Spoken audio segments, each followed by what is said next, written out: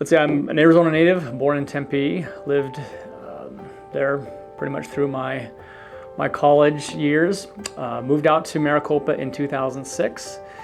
Like most people, I think I was attracted by the price of homes out here, and I wasn't in real estate at the time. So for me, Maricopa was a great opportunity to get the kind of our first home, or I guess our first new home. We really wanted to buy, my wife and I wanted to buy a new home, and the prices that we were looking at the time in 2006 were higher than we could afford in Tempe. I wanted to be close to my family, but it just wasn't an option. So we, I think, just kind of stumbled upon Maricopa. Somebody had mentioned, I didn't even know really where Maricopa was, even though the distance from Tempe to Maricopa isn't that far. I'd never been out here and wasn't familiar with it at all. But we took a drive out and looked at some homes and said, yeah, this could work. So we decided to purchase a home, and I've been out here in Maricopa since 2006. What'd you do when you got here? So at the time, I was in the restaurant industry. So real estate again wasn't even really on my radar at all.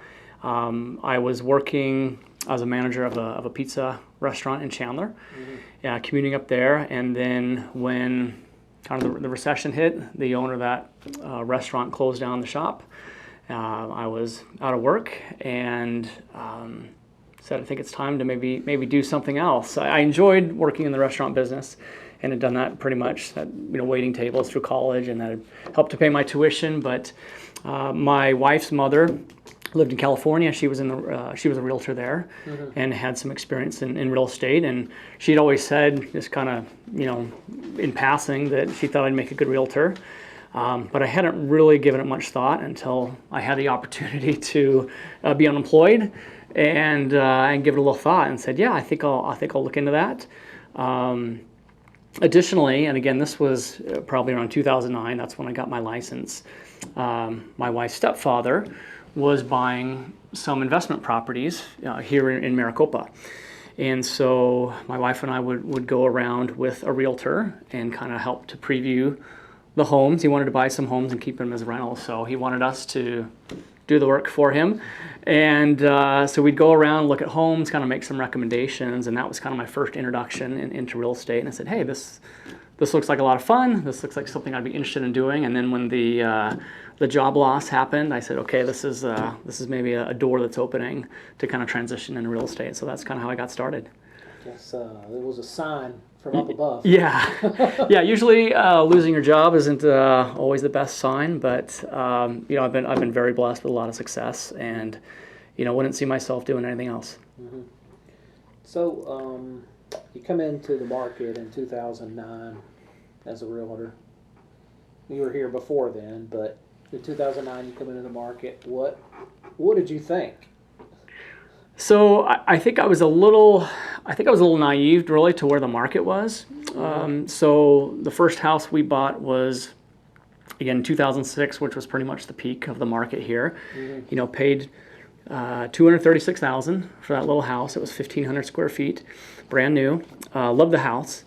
I don't think we really understood what was happening with the market until one of my neighbors made the comment that our house was only worth $100,000 or something like that. And we said, there's no way. I mean, I don't know what you're talking about. Like, again, I was really just oblivious to what was happening with the market at the time.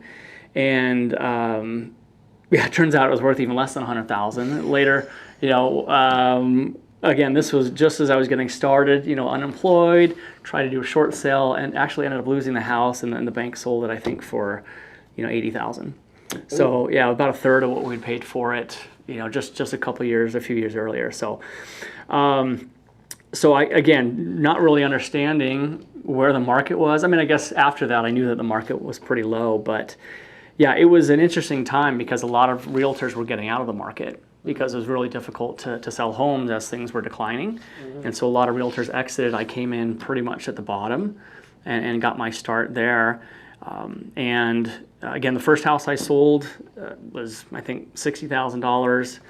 By the time I, paid office fees and all those things, I think my commission was less than $1,000. But it was great. I was excited. I'm like, hey, my first deal. I was loving my new career in real estate. But it was certainly an interesting transition, I guess, from being salaried to commission as a realtor, and the prices were so low that you definitely had to do a high volume to kind of equate what I was making before. But yeah, I was very fortunate actually to start out in being very busy in real estate. And again, I had kind of a pocket investor, my father-in-law, who was buying some properties here. So we started out by helping him buy a few, and then we discovered the auction, the foreclosure auction or the trustee sale process. Because again, there were so many homes in foreclosure or short sale, kind of in that 2009 period. It was about 75% of the closed sales in the MLS in that time were either short sales or foreclosures or HUD homes or auction homes. It was 75%. So there were a lot of homes that were going into foreclosure. So we found out that you could buy those homes before they hit the MLS. You could go to the courthouse and buy them at the auction. They call it a trustee sale. And then I had a couple investors that wanted to purchase them and flip the homes.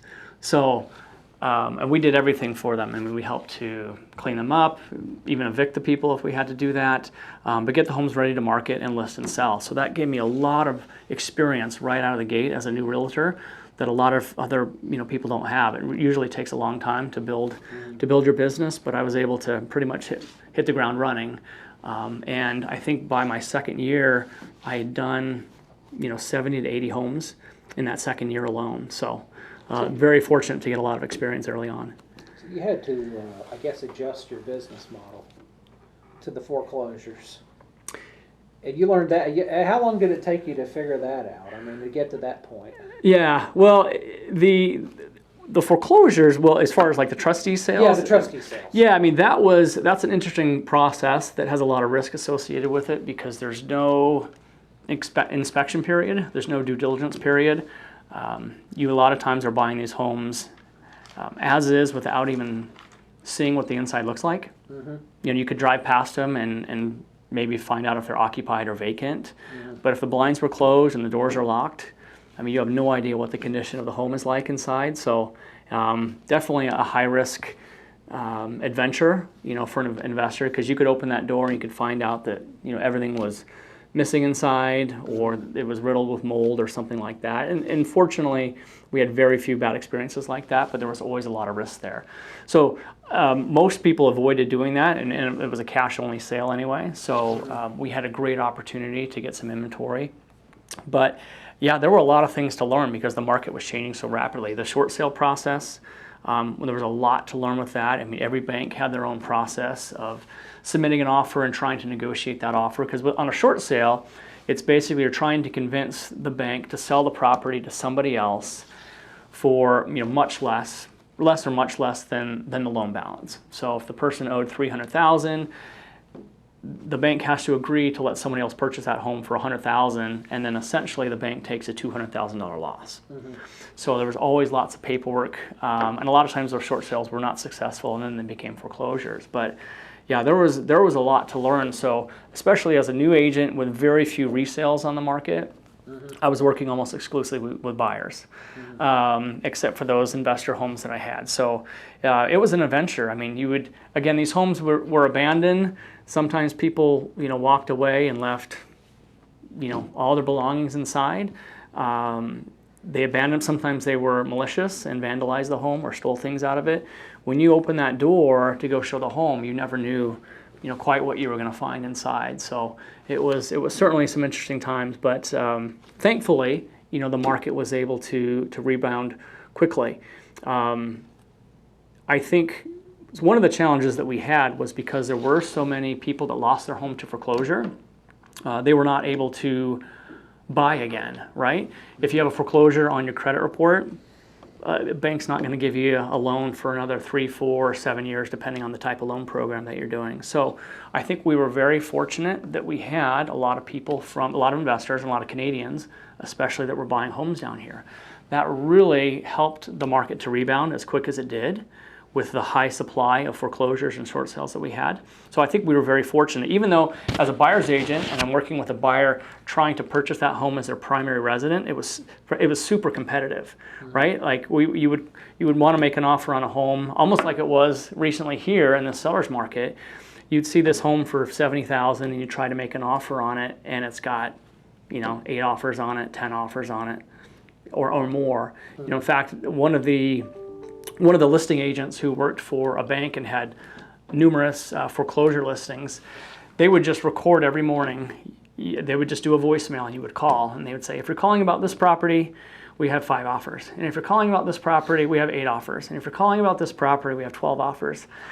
Because they would get so many inquiries about, hey, is it still available? How many offers do you have? That they just re-recorded a voicemail every morning just to update how many offers that there were on every property. So it was an insane time. It was super frustrating. And then we almost got back to that, recently. So on that end of it, though, was because everything was so cheap. Yeah, I mean, again, the average home was probably $80,000. And these were homes that were almost brand new. So again, if they were built in 2005 or 2006, and then the market started to decline in 2007 and 2008, some people walked away from them in that time, even though they weren't foreclosures till later, but they'd only been lived in for maybe 1 or 2 years. So practically new homes. Again, going back to the investors that would buy these at the auction, sometimes they had to do nothing. They would just rekey the property, get access to it, and put it on the market, maybe just do a light cleaning because it had been sitting for a while. I mean, it was amazing that you could get these brand new homes for, $25 a square foot. 4,000 square foot homes were selling for $100,000. That's the reason why you couldn't get an apartment in Maricopa. Well, yeah, it didn't make sense, right? Because you could get a house, you could get a whole house for even your mortgage, at a $100,000 house that's practically brand new, and your monthly mortgage is, $500 a month. So it didn't make sense to rent. No. Rent values dropped a lot. The average home was renting for $600 or $700. But if you could afford to buy, I mean, that was the key to do, right? It was much more advantageous to buy. The problem was almost everybody had bad credit because they almost all lost their home to short sale foreclosure. Did you ever think, you're going through this madness, 15, 20 years ago here, and you're going through all this madness trying to get a house. Did you ever think it would come back the other way, where it's like it's on the high end instead of the low end? Yeah, I certainly didn't think we would rebound that fast. And so, if I had known it was going to do that, I would have bought 8 or 10 properties myself, right? In 2009. Fortunately, I had bad credit as well. I was in that group that couldn't buy and had to rent for a little bit. But no, I think it took everybody by surprise. And it really just took up until a couple of years ago where the home prices were equivalent to what they were in 2005, 2006. I mean, it took about 15 years to get back to that point. But it didn't make any sense for builders to build, because there was almost zero new construction for years after that because there were so many distressed properties and homes that were just a few years old for much less than they could build them for. So finally, prices went up enough where new builders started to come in, and then recently just things really took off. And now we're at prices higher than they were at 2005, 2006 at the previous peak, but it took a long time to get back to that, almost 15 years. At what point did you kind of start to realize Maricopa had come out of it? Out of the recession? Yeah.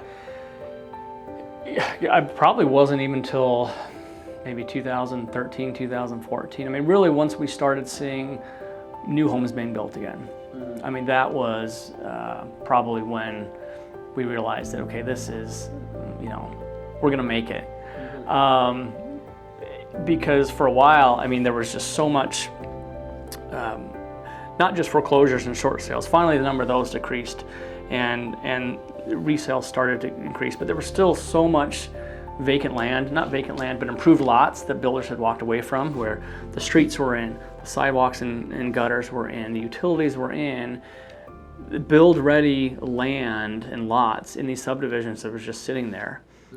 And so finally, when you saw that some of that started to be developed, I think that's when I finally realized that, okay, yeah, we're going to start to grow again. Because really, up until that point, for about 6 or 7 years, all the sales were just existing inventory, just changing hands, right? Just people either losing their home and someone else buying it, or investor bought it and they're flipping it, or people didn't really have the credit, like I said, to buy homes. So one of the reasons it took that long is because people didn't qualify to buy homes again after they had a foreclosure or short sale. It took a while to get to the point where they could. But really, once I saw the neighborhood starting to be built again, that's when I kind of felt confident that Maricopa was going to survive. Not that I was that worried, but I mean, even in my neighborhood, those lots sat there until about 2018. What neighborhood are you talking about? I live in Pella Brea, which is on Farrell Road, 347 in Farrell, which is just south of Copper Sky. So, for years we had issues with, the overpass and traffic. So even when the builders started coming in, they were building mostly on the north side of town. I don't think there was any new construction south of the overpass or south of the tracks that I can recall until the overpass was done. Maybe right before that when people knew it was coming, but up until that everything was north of the tracks. So even then in my neighborhood, it took about 10 years of sitting there before a builder finally had the confidence to go in and start to build. But there were signs before that we were going to recover. And now we're at the point where pretty much all those lots that had been developed, prior to the recession, have pretty much all been developed and built out. So now builders are finally at the point today in 2022 where they're buying new land, just raw land or farmland, and developing it, putting in infrastructure so they can start building those lots. Wow. What's the difference between your business? Kind of sum up your book of business now compared with what it was back when you started. How much has it changed? Yeah, so again, I've been blessed with a lot of success, and even by my third year, I was doing about 100 transactions a year. But, again, it shifted from being mostly buyer focused. It was a mix of buyers and investors flipping homes. It shifted from that. Once, I guess, let me give you a little more explanation. So once the number of foreclosures started to dwindle, it was much harder to find. So competition increased with people buying at the auction. People kind of caught on to that concept. So competition increased, the number of supply of foreclosures in those auction homes decreased. So it made it really difficult to find homes at the auction. And the margins got much, much smaller with the competition. And it got to the point where, you could buy a home, fix it up, flip it, and maybe you're making, $10,000. Whereas we used to be making $50,000. So it got to the point where the investors kind of said, hey, this is getting to the point where the reward is not enough to offset the risk of buying these properties. So that kind of dwindled, and I said, okay, I need to start marketing. I rode that wave for a long time. It was easy business, but I said, okay, I'm going to start marketing, and I really started targeting sellers. So because of the experience that I had listing those homes with those investors and selling about 100 homes a year, it was easy to then kind of transition into working with sellers, selling resale homes, and really talking about my experience. Because again, a resale home, whether it's a flip or just another person that owns it, the process is the same as far as marketing and listing it. So then I transitioned to working almost exclusively with sellers doing resales as the foreclosure market changed. So volume-wise, I'm still doing about the same, but it definitely has shifted. Very few investment properties. It's really hard to find a good deal these days, and working almost exclusively with sellers doing resales.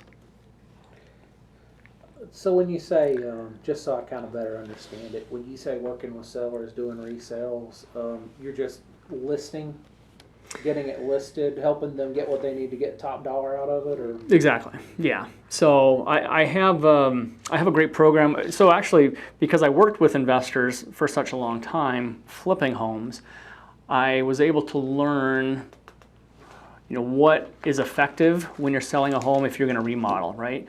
What type of color palette, or what type of appliances, or what type of flooring, countertops, etc., are attractive to buyers. And and that's changed over time, right? What's popular, what's trending in the home. But I took a lot of that knowledge and I was able to apply that to the sellers I'm working with. And I came up with a program where I said, hey, I'm going to loan you up to $10,000 at no interest so that you can take this home that you're selling, get it ready to sell, fix some things that need to be fixed, or improve things that are outdated or old, because the stuff that was popular in 2015 was starting to look outdated and needing to be renovated in 2015. So from 2005 to 2015, people's taste changed a little bit, and what was popular was changing. So anyway, I said, hey, why don't I help you update your home? I'll advance the money. You can just pay me back when the house sells, and it's almost like, I like to call it, you're flipping your own home, right? You're going to do exactly what a flipper would do if they bought your home and was trying to make some quick money on it, right? So you can get top dollar. It's not going to cost you anything out of pocket, and you can just pay me back when it sells. So that's been a very effective way of A, getting more business, but B, mostly just helping sellers get top dollar for their home. And then in a market when things start to slow down, their home is not average, their home is above average, right? Someone looks at their home and says, wow, this is a great looking home. So it really helps to, I guess, protect against a slowdown in the market. When you have a home that has some upgrades in it, those are the homes that are going to sell first. There's a lot of average homes out there on the market, but if you can advertise that you've got fresh paint and fresh carpet, maybe new appliances, those homes sell faster, and at a minimum, the sellers get their money back, but usually they're making additional profit as well. I guess the way I would look at it, or you could, or maybe you do, but I guess you get the interest for the loan is the higher sale price and the higher commission. Yeah, well, and really all that profit, if there is a higher sales price, again, the commission, if I can make them an extra $10,000. And then you get it back anyway. Yeah, I get paid back. That's true. I mean, closing costs do go up a little bit, but it's usually more than the cost of doing the renovations. Carpet and paint especially are much less expensive than people think they are. So if you can put in $3,000 worth of carpet, I find that you can raise the price about $5,000. So you're right, there is a little bit of closing cost if the price goes up, but usually it's much less than the actual increase in the profit of selling the home. So it works out great. Yeah, sounds like it does. Yeah. So I guess that kind of leads us to the market we have today. Oh boy, right? Yeah, it's definitely interesting right now. So what we're seeing is, we had the 2006, 2007 recession, right, is what we call that. And in the real estate world, we really say the market crashed. It actually, it crashed, right? Homes were selling, especially in Maricopa, for, a third, maybe a fourth of what they had paid for them at the peak just a few years earlier. That's a crash. That's a crash, you're right. Yeah. And Maricopa was hit a lot harder than a lot of other cities in Arizona, in the Phoenix area. Chandler, Gilbert, those areas didn't see quite that decline in prices. But yeah, when you're losing 60 to 70% of your home's value, I mean, that's a big chunk.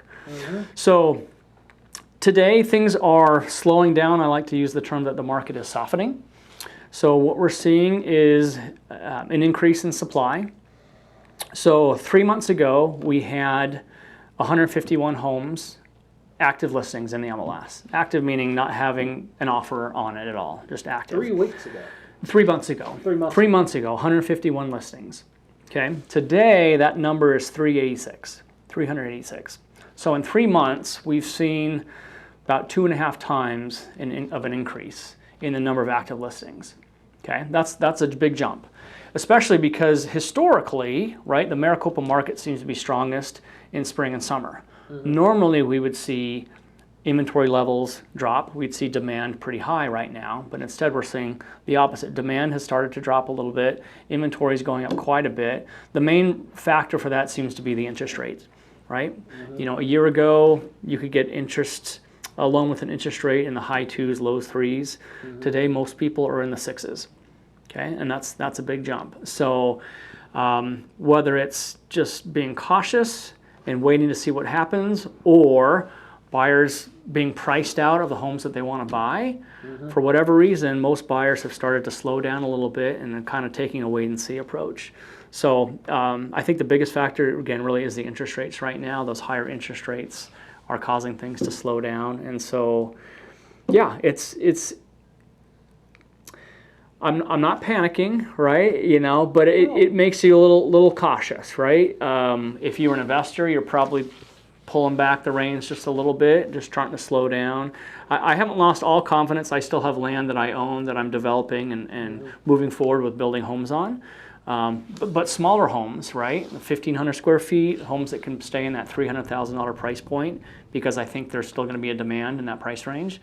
But yeah, I'm not developing and building, $1 million homes and those things right now. Well, but weren't we kind of dealing with a sugar high of free money? I mean, isn't anything that we're 6% used to be normal, right? And I guess that's a far fall from 2 and 3% funny money, right? I mean, yeah. I mean, definitely. I mean, they were historically low, right? The interest rates for a long time. So, but it's hard. I mean, people get kind of used to that. And when I first bought out here in 2006, my interest rate was 7%, right? So 6% sounds good when you're comparing it to 7, but it sounds horrible when you're comparing it to 2.5 or 3. So it's just kind of a mindset adjustment, I think, for people. But because it's been raised so rapidly, in the last couple months, I think some people are just starting to get a little wide-eyed and kind of wait and see what happens. So we haven't really seen, at least in Maricopa, we haven't really seen an impact on pricing yet, as far as if you looked at the ratio of your sales price to your list price. The average home right now is selling for 100% of the asking price. Okay, so in other words, if you list your house appropriately, at an appropriate price and market it well, you should get an offer that's really, really close to what you're asking. We're not in a market yet where people are, lowballing you and offering you, $50,000 less, and people are taking it if you're listing it at an appropriate price. But we're definitely seeing fewer showings. I've got 4 or 5 active listings right now, and they're getting 1 to 2 showings a week versus 3 months ago would have been 1 to 2 showings a day. So a very different market. We're definitely seeing the slowdown in demand. And so what we don't want to see is everybody start to get really nervous and then try to undercut everybody. And so, this person drops their price $10,000, and then the next person drops their price $10,000. When you see those price reductions, then that kind of creates a lack of confidence in the market, and then now everybody is trying to undercut everyone else, and we see prices fall. So, right, you're right. So hopefully, the people that are selling right now are just selling because they want to sell and not need to sell. Those that need to sell, maybe if they got a job transfer or if they have another property that they're trying to buy, maybe they have a new build that's going to be done in a couple months. Those are the people that I think are going to be hurt the most, because they're at the whim of what the market is today, and right now people are pretty cautious. So if those are the ones that are probably going to have to start dropping their prices a little bit to get some more activity. And that's the other thing is that's kind of like led to an interesting calculus that buyers and sellers are in right now. We talk about some of the buyers kind of dropping out a little bit, just waiting to see what happens. Well, the sellers, are they still trying to get in on the last bit of this bonanza? Yeah, I'm seeing some people, right, so prices were going up, $10,000 a month, for a while there, and I think people were just waiting and said, hey, if we see this start to peak, we're going to put our home on the market, right? And then we've seen it start to peak, and now all of a sudden, I think people are putting their homes on the market, trying to cash in on this equity that they've got in this appreciation, especially this rapid appreciation over the last couple of years. So I think that's why a lot of people have listed recently, and inventory has spiked so much. But yeah, if you're a buyer, so a year ago, a lot of buyers bowed out of the market because of the competition, right? The competition, there was back to bidding wars, back to 5, 10, 15 offers on a property, people offering, last summer the average home was selling for 4% over the asking price. So if you were listed at $400,000, that was selling for $16,000 over that list price. That was on average. Some homes were even more than that. But a lot of buyers got frustrated, and they said, well, we're going to wait till things slow down. Now they have, however, not only did prices go up a little bit while they were waiting, interest rates doubled, right? So are buyers in a better position today to buy? Not necessarily, right? It's probably going to cost them more per month, although they can get maybe the home they want without having to compete fiercely against an investor or somebody else. they can get the home that they want if they see it with very little competition. It's just costing them more. So now again, a lot of buyers are still in that let's wait and see mode. Let's hope interest rates, go back down, or let's hope prices come back down so it's more affordable for me. But unfortunately, interest rates are most likely not going to go back down anytime soon. They're probably more likely to go up. Especially the rest of the year. Right, at least through the end of the year. Yeah, I expect them probably by the end of the year they'll be a little higher than they are today. And then the big question is, what are prices going to do? And that's really the hardest part to predict. It really is an effect of supply and demand. So if demand's really low and more people continue to put their home on the market anticipating a decrease and trying to get in there before things start to decline, that's just going to make the problem worse, if you will, and cause the market to go down a little bit. But are we going to see anything like we did in 2006, 2007?